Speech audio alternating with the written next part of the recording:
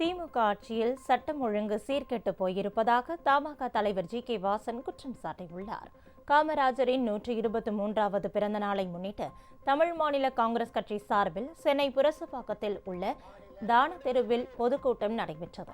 இந்த கூட்டத்தில் பங்கேற்ற தமாக தலைவர் ஜி.கே. வாசனுக்கு மகளிர் அணி சார்பில் முருகர் படமும் வேலும் வழங்கப்பட்டது.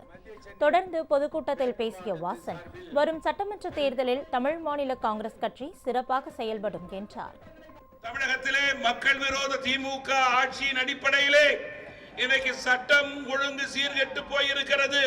கொலை, கொள்ளை, திருட்டு, போதைப் பொருள், டாஸ்மாக், பாலியல் என்ற குற்றங்கள் உயர்ந்து கொண்டே இருக்கிறது. இதற்கு முற்றுப்புள்ளி வைக்க வேண்டும் என்றால் 2026 நடைபெற இருக்கின்ற தேர்தல் மக்கள் விரோத ஆட்சியை அகற்றுவதற்கான தேர்தல். எனவே அத்தகைய உறுதியான நிலைப்பாட்டிலே தமிழ் மாநில காங்கிரஸ் கட்சி ஆட்சி மாற்றத்திற்கு கூட்டணியிலே அடித்தளமான கட்சியாக தமிழ் மாநில காங்கிரஸ் கட்சி செயல்படும்.